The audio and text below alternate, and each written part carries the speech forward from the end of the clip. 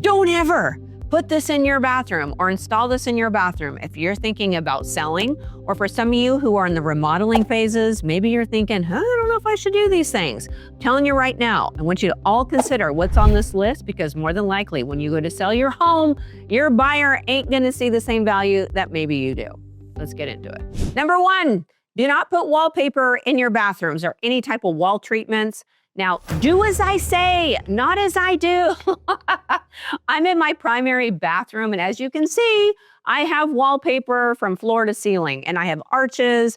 It cost me an arm and a leg just to purchase the wallpaper, not to mention I couldn't find anybody to install it, and then it was really tricky. And so I made this huge investment, and I'm probably more than likely not going to get it out. Now, I know a lot of you watching this video are like, oh my God, Audra, that's hideous.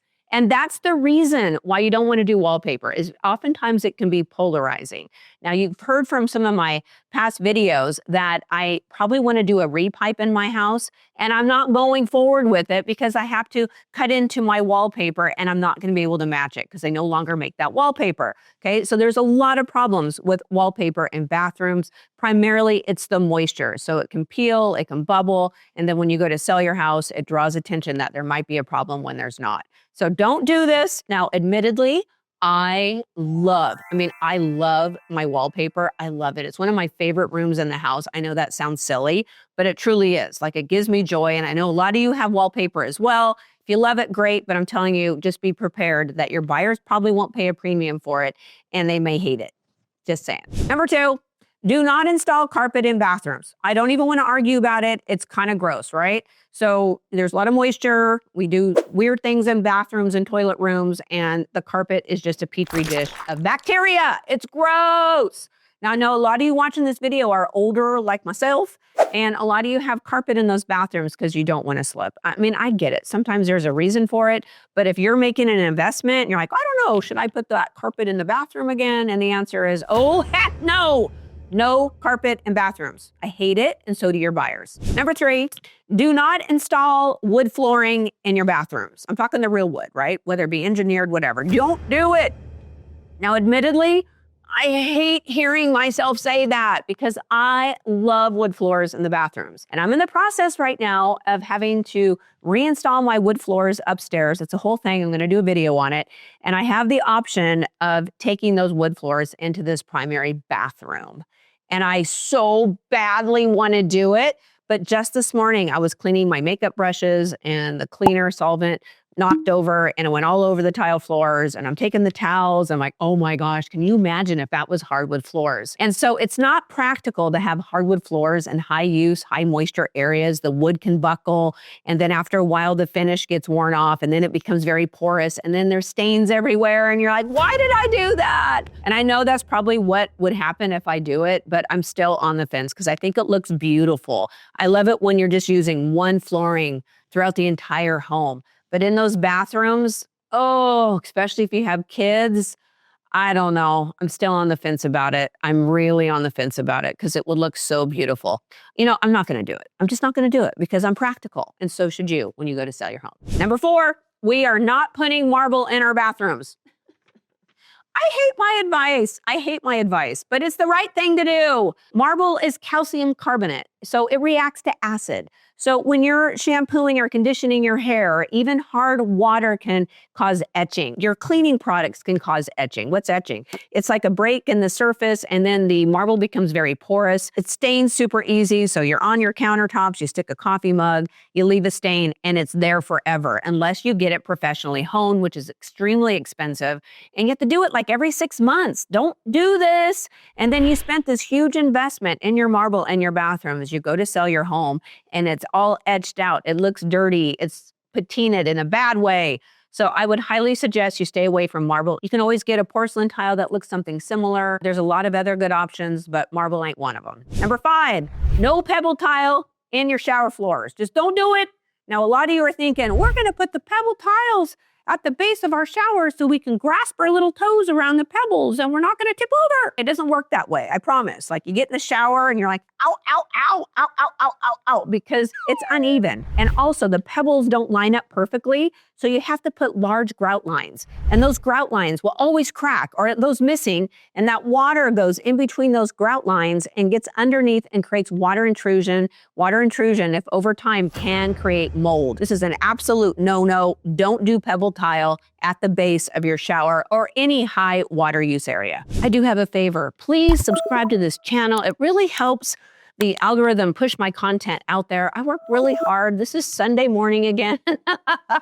I'm really trying to help you all out there. And also, comment down below. Do you like my wallpaper or not? I know it. You'll see it's 50-50. A lot of you will like it. A lot of you will hate it. All right, let's get back into it. Number 6, be careful where you install Zellige tiles. Now, I'm not gonna lie. I love Zellige tiles, and I'm gonna find a place in my house. I think it's gonna be downstairs in my kitchen backsplash because I don't cook very much. So it's not going to get damaged too bad. These are handmade, beautiful tiles. Now, any handmade tile is something you should be concerned about, only because they're usually fired at a lower temperature, which means that they're more porous usually. And then also they're prone to cracking. So in showers, they can crack, they can swell, and then you'll start to see the pieces fall off the wall. And now you have water exposure, and now you got to replace it. But because they're handmade, it's going to be really hard to find something that matches identical. So this is why I want to caution you on the Zellige tiles, because it's kind of the thing to do right now in high use water areas. They are absolutely stunning. I'm not saying don't use it. I'm just saying be really cautious when you're in those high water use areas, such as your shower. Oh yes, this is the tile that I have in my kitchen backsplash. And I've shared this on several videos, and some of you love it, some of you hate it. And you're both right. Because really design is a personal experience, what you like. I liked it when I put it in, and I absolutely hate it now. I go down to my kitchen, I'm like, it's so busy. It's busy. And we did a lot of this in bathroom floors, and we did them in laundry rooms. And it was those hand-painted concrete tiles. It was really cool. A lot of you are still doing it. I'm gonna suggest you don't do it because it's trending out. And I'm just telling you from experience, living with busy tiles, it's just too much.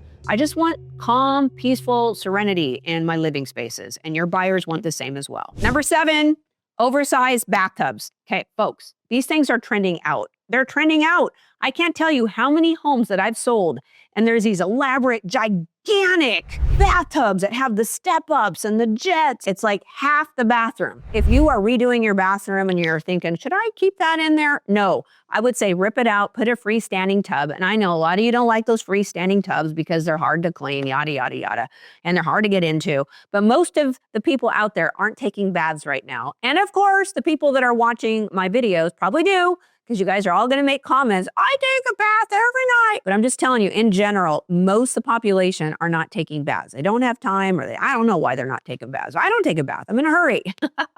But I wouldn't completely remove the bathtub from the primary bathroom.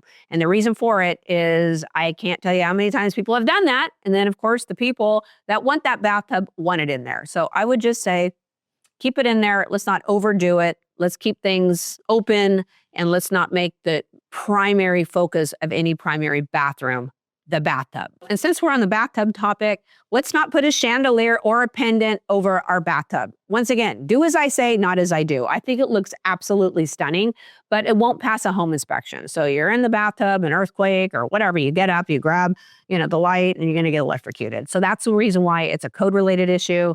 No one should get electrocuted when they're in their bathtubs. But since we're not using it, and I don't use mine, I admittedly have put a chandelier over my bathtub, and it looks gorgeous. Let's see if you can see it. You can't see it, but it's beautiful, but don't do it. Number 8 is no vessel sinks on your counters in your bathroom. Okay, you turn the water on and the water splashes, and then you don't have enough room for some of your toiletries.